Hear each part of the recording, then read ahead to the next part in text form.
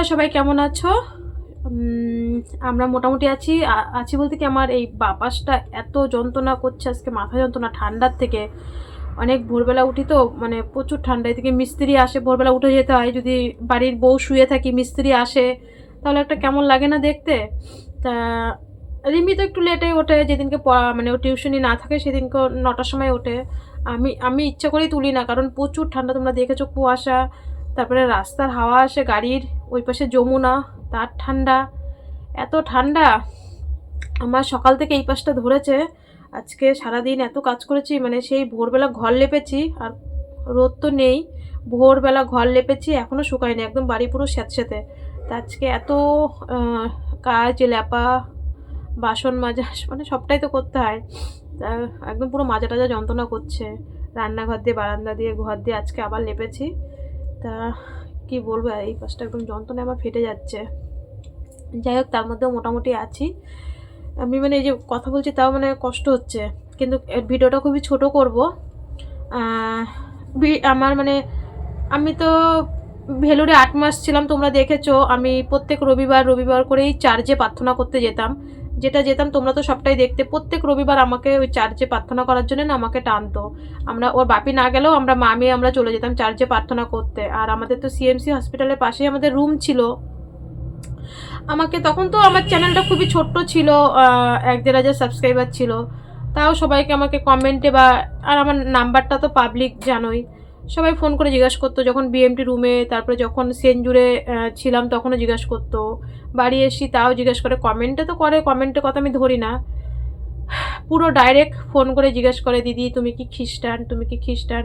এবার যেটা আমি সেটা তাদেরকে ফোনে বলি।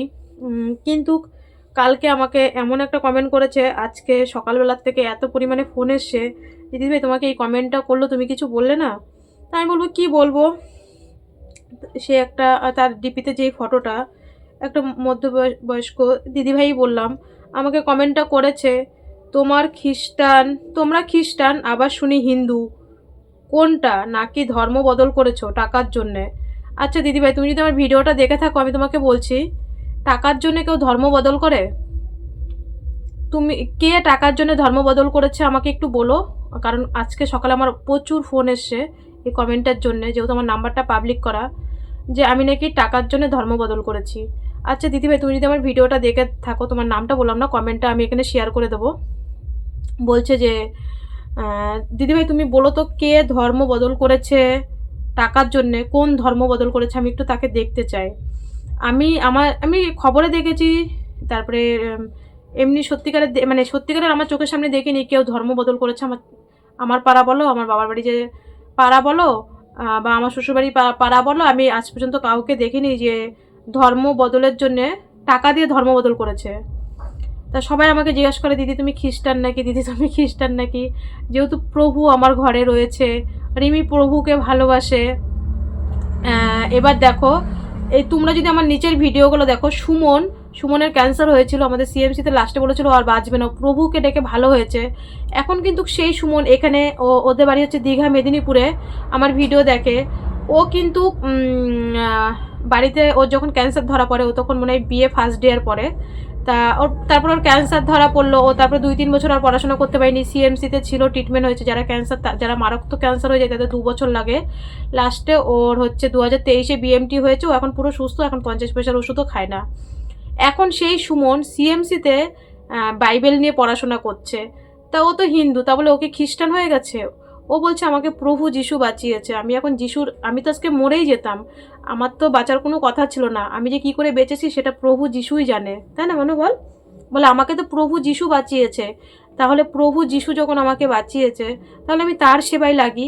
এখন ওই সুমন এখন আর এখানে কলেজে আর ভর্তি হয়নি, বলছে আমার এখন কলেজে ভর্তি হলো আমার 3 বছর, এখন অনেকটাই আমার 3 বছর গ্যাপ হয়ে গেছে, পড়তে পারিনি, বলছে আমি আর কলেজে ভর্তি হতে পারবো না। ও এখন সিএমসিতে পড়াশোনা করছে, বাইবেল নিয়ে পড়াশোনা করছে।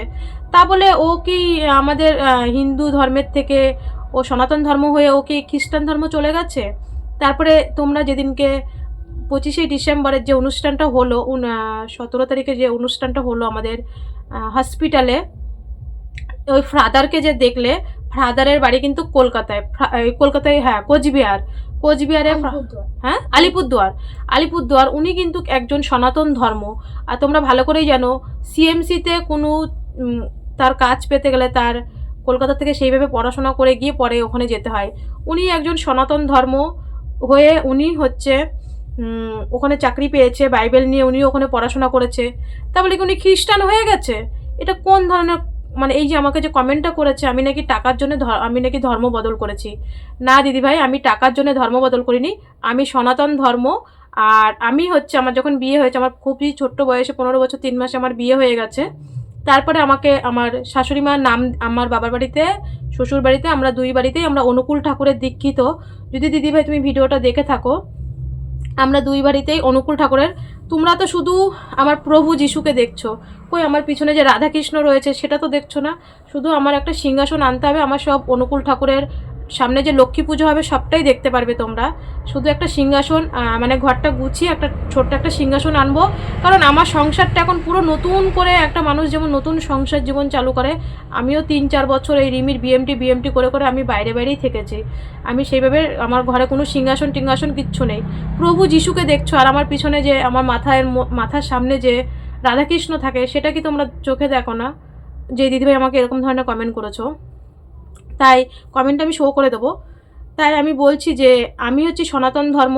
আমি বিয়ে হওয়ার পরেই আমার শাশুড়ি মা আমাকে নাম দিয়ে দিয়েছে। কারণ আমরা জানি আগেকার দিনে লোক বলে যে আমাদের কাছ থেকে গুরুজনরা যখন জল খায়, আমাদের নাম বা দীক্ষা না নেওয়া থাকলে সেই জলটা দিতে নেই। তাই আমার বিয়ের পরপরই, বিয়ের 3 মাসের মধ্যে আমার নাম দিয়ে দিয়েছিল। আর নামটা কারণ দিয়েছে আমার শাশুড়ি মা, যে আমরা বাচ্চা হওয়ার আগে আমাদের যদি দীক্ষা শিক্ষা নেওয়া থাকে তাহলে আমাদের সেই বাচ্চা ভালো হয়। হ্যাঁ, ঠাকুরের আশীর্বাদে রিমি শুধু হয়তো আমাদের মা বাবার কারণে রোগটা শরীর খারাপ হয়েছে, তাছাড়া আমার বলো বা আমার জায়ের বলো, আমাদের ছেলে মেয়ে সত্যি ওরা খুবই ভালো, খুব নর্ম ভদ্র। আমাদের শাশুড়ি মা এর জন্যই আমাদের আগেই নাম দিয়েছে যে বাচ্চা পেটে আসার আগে নাম নিলে না কি বলে সেই বাচ্চা ভালো হয়। আগেকার দিনে মানুষ যেটা বলেছে, আমি শাশুড়ি মায়ের থেকে যেটা শুনেছি সেটাই। কিন্তু আমাদের মধ্যে 12 বছর হয়ে গেলে আমাদের নাম নিতে হয়। আমার ভাসুরের ছেলের ওর নাম নেওয়া, রাজের নাম নেওয়া, কিন্তু রিমির অনেকবার রিমি নাম নিতে গিয়েও নিতে পারেনি। 12 বছর যখন ওর হলো, এই একটার পর একটা বিপদ আসে, একটার পর একটা বিপদ আসে। মেন বলছি না, আজকে 2-3 বছর ধরে তো আমি বাইরেই পড়ে থাকি। ব্যাঙ্গালোরে যেহেতু লোকের বাড়ি কাজ করি, আমরা দুজনেই ব্যাঙ্গালোরে থাকতাম, দুজনেই একসাথে। রিমি ব্যাঙ্গালোরেই পড়াশোনা করতো, তো সেই কারণে আমার আর ঠাকুরও পাতা হয়নি, কিছুই করা হয়নি। এবার মেন কথায় আসি, আমাকে যেরকম কমেন্ট করেছে, আমি তো বললাম আমি একজন সনাতন ধর্ম, আমার দীক্ষা নেওয়া হয়ে গেছে। আমার বাবার বাড়ি শ্বশুর বাড়ি আমরা হচ্ছে অনুকূল ঠাকুরের দীক্ষিত। আর আমি আজ থেকে 15 বছর আগেই আমার নাম নেওয়া হয়ে গেছে, যখন আমার 15 বছর বয়স ছিল তা তখনই আমার নাম নেওয়া। আর শুক্রবারও নিরামিষ খেতাম, শনিবারও নিরামিষ খেতাম। রিমির বিএমটির সময় আমার নিচের ভিডিওগুলো দেখো দিদিভাই, তখনও নিরামিষ খেতাম। তখন আমাকে সবাই কমেন্ট করেছে এখন নিরামিষ খেও না, আগে রিমি সুস্থ হয়ে বাড়ি আসুক। মানে খুবই ভেলুরে বাইরে থাকলে ওদের বাসনে খেতে হয়, নিরামিষটা ঠিকভাবে আমি মানতে পারতাম না। আমি শুক্রবার শনিবার মানতে পারিনি, এখনও মানা হয়নি। কিন্তু রিমি অনেকবার নাম নিতে গেছে, রিমির নাম নেওয়া হয়নি, হয়তো তিনি চায়নি, প্রভু যায়নি। কিন্তু রিমি প্রচুর পরিমাণে প্রভুকে ভালোবাসে, বিশ্বাস করে। কারণ রিমির যখন 5 মাসে ওর থ্যালাসেমিয়াটা ধরা পড়ে, তারপরে রিমিকে আমি যখন বাতকুল্লায় ঠাকুর বাড়িতে যখন প্রথম থ্যালাসেমিয়া ধরা পড়ে, কি করবো আমি মনে উন্মাদ পাগল হয়ে গেছি। এই ঠাকুর বাড়ি যাচ্ছি, সেই ঠাকুর বাড়ি যাচ্ছি, ওই ঠাকুর বাড়ি যাচ্ছি, সেই ঠাকুর বাড়ি যাচ্ছি। যখন বাতকুল্লায় একটা ঠাকুর বাড়ি আছে, আমার বাবার বাড়িতে যেহেতু গাংনাপুর রানাঘাট, বাতকুল্লায় ঠাকুর বাড়ির থেকে আমি যখন আসি, রিমির কিন্তু এই যে সবাই জিজ্ঞাসা করে ওই হাতের ওর আঙুলটা নেই কেন, ওর কিন্তু ওই বাসের জানলা পরে বাতকুল্লার থেকে আসার সময় ওই জানলাটা পরে, রিমি তখন কত বয়স, 6 মাস বয়স, হ্যাঁ 6 মাস বয়স, আশ্বিন মাসে পুজোর সময়, দুর্গা পুজোর সময়, তখন ওর 6 মাস বয়স। যখন প্রথম থ্যালাসেমিয়া ধরা পড়লো 5 মাসে, তখন ওর এই আঙুলটা পড়ে গেল। তাহলে কই ঠাকুর তো সেই সময় আমাকে তো ওই আঙুলটা যে পড়ে গেল বাসের জানলা পড়ে, ওর কি অপরাধ ছিল বলো তো? ওর কি অপরাধ ছিল? ওর কিন্তু ওই আঙুলটা জন্মের থেকে না, ওর 5 মাস বয়সে ওই আঙুলটা ওর কেটে পড়ে গেছে বাসের জানলা পড়ে। ঠাকুর বাড়িতে ওকে নিয়ে যেতাম যখন ওর থ্যালাসেমিয়া ধরা পড়লো, কি না করতাম। এই ঠাকুর বাড়িতে যে যেখানে বলতো সেখানেই দৌড়াতাম, সেই হসপিটালেই দৌড়াতাম। তখন তো আর জানতাম না যে এর একমাত্র ওষুধ হচ্ছে বিএমটি, এর কোনো ওষুধ নেই, আর রক্ত দিয়ে বাঁচিয়ে রাখো। তা সবথেকে আমাদের পরিচয় হচ্ছে আমরা মানুষত্ব, মানুষ, যার মধ্যে মান হুঁশ সবটা আছে সে হচ্ছে মানুষ। যে মানুষ সে কোনোদিন ধর্ম নিয়ে পারাপারি করে না। আমার যখন এয়ারপোর্টের থেকে আমার দাদা নিয়ে এসেছিল, সেই ভাইটা যে গাড়ি চালাচ্ছিল ও কিন্তু মুসলমান, ও কিন্তু রিমিকে লকডাউনের সময় রক্ত দিয়েছে। লকডাউনের সময় আমার শ্বশুরবাড়ির কেউ আমার খবরও নেয়নি। ওর বাবা বাইরে ছিল, ওর বাবার তো কোনো দোষ নেই, কেউ খবর নেয়নি। এমনকি আজ পর্যন্ত এই 13 বছর বয়সে রিমির কোনো দিন কেউ আমার শ্বশুরবাড়ির লোকজন একটা রক্ত দেয়নি। আমার বাবার বাড়ির ওখানে মুসলমান পাড়ার ভাইগুলো ওকে লকডাউনে, তখন ওর মাসে 4টে করে রক্ত লাগতো লকডাউনের সময়, ওই মুসলমান ভাইগুলো সবাই ওকে রক্ত দিত। আর এমনকি বিএমটির সময় আমার দাদাকে বলতো যে বাবুদা শুধু বল, আমি কখন আমরা যাব, আমরা চলে যাব, আমাদের কোনো যাওয়া আসার ভাড়া দিতে হয় না, ওরা তো মুসলমান, তাতে কি আছে। আর বিশেষ করে আমরা যারা থ্যালাসেমিয়া পেশেন্ট, আমাদের মধ্যে কোনো জাত ভেদাভেদ হয় না, কারণ আমাদের বাচ্চাদের 1 মাস রক্ত না দিলে সেই বাচ্চাটাকে টিকানো যাবে না। আমাদের বাচ্চাদের প্রত্যেক নিয়তি রক্ত দিতে হয়, প্রত্যেক নিয়তি। ওর শরীরে কার রক্ত যাচ্ছে, আর একটা থ্যালাসেমিয়া বাচ্চার শরীরে কার রক্ত যাচ্ছে আমরা কি জানি? যখন ক্যাম্প করা হয় তখন আমরা হিন্দু মুসলমান সবাই আমরা ওখানে ব্লাড দান করি। তারপরে রক্ত শিবির যেখানে হয় হসপিটালে সেখানেও, কারণ এইসব নিয়ে তো আমি তো অনেক বছর ধরে, আমি 13-14 বছর ধরে তো এইসব নিয়ে আমি ভুক্তভোগী, আমি সব থেকে ভালো জানি। আর যারা ভালো সুস্থ মানুষ তারা এরকম কমেন্ট করতে পারে। তাই একটা কথাই বলবো, হ্যাঁ অবশ্যই কেউ নিজের ধর্মকে কেউই কোনোদিন ত্যাগ করে না। মানে আমাদের যতটা আমি জানি সনাতন ধর্মতে হয়ে আমি, রিমি প্রভুকে প্রচুর পরিমাণে ও বিশ্বাস করে, যবে থেকে সিএমসিতে যায়। তোমরা সিএমসিটা জানোই, খ্রিস্টান মেডিকেল কলেজ, ওখানে প্রভু রয়েছে। আমরা ওখানে গেলে আমরা প্রত্যেক রবিবারে চার্চে প্রার্থনা করতে যাই, সেটা আমাদের মনের থেকে আমরা প্রভুকে ভালোবাসি। তা বলে কি আমি আমার গুরুদেবকে ভুলে যাব? তা বলে কি আমি আমার ধর্মকে ভুলে যাব? কোনোদিনই ভুলবো না। তাই তোমরা সবাই বলছিলে দিদিভাই তুমি বলো তুমি খ্রিস্টান নাকি, খ্রিস্টান নাকি, খ্রিস্টান না। না আমি খ্রিস্টান না, আমি হচ্ছে সনাতন ধর্ম, আমি অনুকূল ঠাকুরের দীক্ষিত। সামান্য এরকম ধর্ম ত্যাগ করা নিয়ে কথা বলছে। আমি তো ধর্ম ত্যাগ করা তো দূরে থাক, আমাদের যে আমি একটা, আমাদেরও একটা জাত আছে। আমরা যেমন সনাতন ধর্মের মধ্যে অনেক রকম জাত থাকে। আমরা হচ্ছি কায়স্থ, আমার শ্বশুরবাড়িও কায়স্থ, আমার বাবার বাড়িও কায়স্থ। সামান্য আগেকার দিনের মানে কায়স্থর সাথেই কায়স্থর বিয়ে দিতে হবে, অন্য স্বজাতের বিয়ে দিলে হবে না। তাই আমার মা বাবা কোনোদিন কায়স্থর সাথেই বিয়ে দেবো। আমার শ্বশুরও কায়স্থর মেয়েই আনবে, আমরা দুই বই কায়স্থ, আমাদের দুই বইয়েরই বাবার বাড়ি হচ্ছে কায়স্থ, যে আমরা কায়স্থর মেয়েই আনবো। আমরা যেহেতু উঁচু জাতের মেয়েই আনবো, তাই সামান্য হিন্দু হয়ে আর এক স্বজাতের সাথে বিয়ে দেয়নি। আর ধর্ম ত্যাগ করা তো দূরের কথা থাক। আর আমার মামা শ্বশুর, আমার দিদির সাথে আমার মামা শ্বশুরের ছেলের বিয়ে হয়েছে, মানে পিসির মেয়ের সাথে। আমার দেখা দেখি আমার এখানে বোনের বিয়ে হয়েছে, কাকার মেয়ের, আমার পিসি শাশুড়ির ছেলের সাথে। আমার পিসির মেয়ের সাথে আমার মামা শ্বশুরের দিল্লির থেকে আমার দিদিকে এনে আমার মামা শ্বশুরের ছেলের সাথে বিয়ে দিয়েছি। কারণ আমাদের মধ্যে কায়স্থর মেয়েই লাগবে, উঁচু বংশ, তা উঁচু বংশর মেয়েই লাগবে। আর ধর্ম যে বলে এরকম যে টাকার জন্য নাকি ধর্ম ত্যাগ করেছি, দিদিভাই তুমি আমাকে একটু নিয়ে গিয়ে দেখিও কে টাকার জন্য ধর্ম ত্যাগ করেছে। তোমার ওই কমেন্টে আজকে আমার প্রচুর পরিমাণে ফোন এসছে, এর জন্যে ভিডিওটা করতে আমি বাধ্য হলাম। কিছু মনে করো না দিদিভাই, তোমার ডিপিতে ফটোটা দেখলাম, সবার আগে আমাদের মানুষ হতে হবে। আর আমি অন্তত থ্যালাসেমিয়া মা হয়ে আমি কোনো ধর্ম নিয়ে করি না, কারণ আমার মেয়ের শরীরে সবার রক্ত যায়। আমার মেয়ের রক্ত মানে যতদিন ওর যেত, এখন তো ঠাকুরের আশীর্বাদে, তোমাদের আশীর্বাদে, প্রভুর আশীর্বাদে আমার মেয়ে এখন তোমাদের আশীর্বাদে সুস্থ।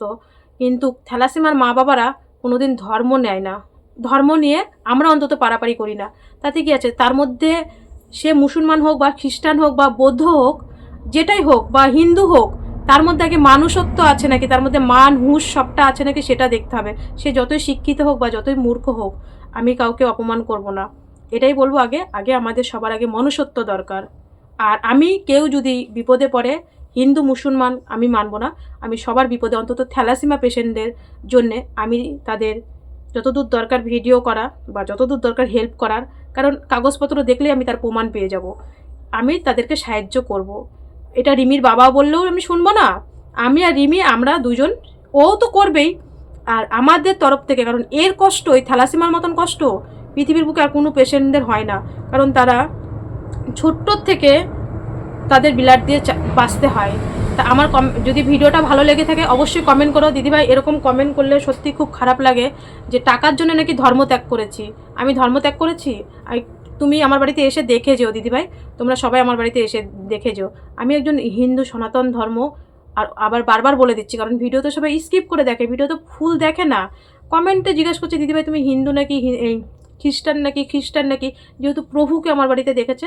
আর একবার বারবার বলে দিচ্ছি, রিমি প্রভুকে খুব ভালোবাসে, ওর প্রভুর প্রতি খুব বিশ্বাস, তাই তো বাবা? আমাদের প্রভুর প্রতি আমাদের খুব বিশ্বাস। আর আমরা পেলে রুমে ম্যাডামের কাছে প্রভুর সম্বন্ধে, আর রিমি বাইবেল পড়ে দেখো, হ্যাঁ, অবশ্যই বাইবেল পড়ে। আমিও গীতা পড়ি, আমার গীতা আছে, আমার গীতাটা মার কাছে রয়েছে, কারণ গীতা থাকলে তাকে পুজো দিতে হয়, আমি সবটাই নিয়ম জানি। তাই আমি যখন বিএমটি রুমে যাই তখন গীতাটা আমি মার কাছে দিয়ে গেছি, কারণ আমার মা গীতা পড়ে আর ঠাকুরের কাছে তাকে পুজোও দেওয়া হবে, নিবেদন করা হবে। আমি গীতাই পড়তাম। আর রিমি বাইবেল পড়ে। দেখো, কোনো কিছু পড়া মানে সেটার থেকে কিছু জানা যায়, আমি অন্তত মনে করি। কেউ যদি বাইবেল পড়ে বা কেউ যদি গীতা পড়ে, সেটার থেকে সবাই আরেকটু বেশি জানলো, তাতে কি আছে, ওটা তো পড়ার জিনিস, ও পড়াশোনা করতে পারে, বাংলায় লেখা, সেটা তো পড়লে তো অন্যায় হয় না। একটা বই পড়লে, যেই টাইমটা আমি কারোর সাথে গল্প করবো বা ফোন দেখবো, সেটা আমি বই পড়ি। যেমন আমরা গল্পের বই পড়ি, সেরকম আমরা বাইবেলও পড়তে পারি বা গীতাও পড়তে পারি, যার যেরকম পছন্দ হয়। আমার গীতাও আছে, বাইবেলও আছে। গীতাটা আমার মার কাছে রয়েছে আর বাইবেল আমাদের ঘরেই রয়েছে। রিমি ভাবছে যে এখন ছোট বাইবেল রয়েছে আমাদের কাছে, রিমি ভাবছে এবার পেলেনুমে ম্যাডামের সাথে কথা বলে আর কোচবিহার ওই ফাদারের সাথে কথা বলে তারপরে একটা বড় বাইবেল ওইখান থেকেই নেবে, সিএমসির থেকেই নেবে। এর জন্য অনলাইন আর অর্ডার করেনি। তাতে পড়াটা কোনো ম্যাটার করে না, পড়াটা কোনো, হ্যাঁ বই পড়তেই পারে। আর যাই হোক বন্ধুরা, জানি না কতটা ঠিক বললাম না বললাম, কমেন্ট বক্স খোলা আছে, অবশ্যই কমেন্টে জানিও। সবার আগে একটা কথাই বলবো লাস্ট, আমাদের মধ্যে মানুষত্ব দরকার। অন্তত থ্যালাসেমিয়া মায়েরা মানুষত্ব দরকার। হিন্দু, মুসলমান, খ্রিস্টান, বৌদ্ধ এগুলো নিয়ে আমাদের বিচার করা উচিত হয় না। আর যারা সুস্থ মানুষ তারা বিচার করতে পারে, কিন্তু আমি কোনো দিন বিচার করিনি আর করবোও না আজ পর্যন্ত। যে আজকে রিমি, তোমাদের আশীর্বাদে রিমি সুস্থ হয়ে গেছে বলে, ভালো আছে বলে আর 5টা থ্যালাসেমিয়া বাচ্চার কথা আমি ভাববো না। আমি যেরকম ছিলাম সেরকমই থাকবো সারা জীবন। আর আমি থ্যালাসেমিয়া বাচ্চাদের জন্য সারা জীবন ভাববো, কেউ বিপদে পড়লে। আরাধ্যার বাবা আমার কাছে ফোন করুক বা না করুক, যোগাযোগ করুক। আরাধ্যা যেহেতু এখন ওর অবস্থা খুবই খারাপ, আমি সবার পাশেই থাকবো, চেষ্টা করব। কতদূর থাকতে পারবো না পারবো, কিন্তু চেষ্টা আমি করব। যাই বন্ধুরা, সবাই ভালো থেকো, সবাই সুস্থ থেকো, আজ এই পর্যন্ত। আর সবার আগে একটাই কথা বলবো, আমাদের মধ্যে মানুষত্ব দরকার। মান হুঁশ রেখে তারপরে একটা কথা বারবার বলতে হয়, কমেন্টটা দেখে, কমেন্টের ভিত্তিতে বললাম। যাই হোক বন্ধুরা, আজকের মতন টাটা। আর ভালো লাগলে অবশ্যই চ্যানেলটি সাবস্ক্রাইব করে পাশে থেকো। রিমিকে আশীর্বাদ করো, রিমির নতুন পথে চলার পথে। তোমরাই হচ্ছে ওর সম্বল। তোমাদের কমেন্টে, তোমাদের আশীর্বাদে আমরা আরও সাহস পাই। আর প্রত্যেকটা থ্যালাসেমিয়া বাচ্চাদেরকে, মায়েদেরকে বলবো প্রতিনিয়তই ঠিকভাবে রক্ত নাও, প্রত্যেক মাসে মাসে। আর অন্তত আয়রন টেস্টটা করবে, 2 মাস 3 মাসের মাথায় মাথায় আয়রন টেস্টটা করবে। এই আয়রন যেন, স্প্রিংটা যেন বেশি বড় না হয়, তাহলে বেশি তাড়াতাড়ি রক্ত লাগবে। অনেক জ্ঞান দিয়ে ফেললাম।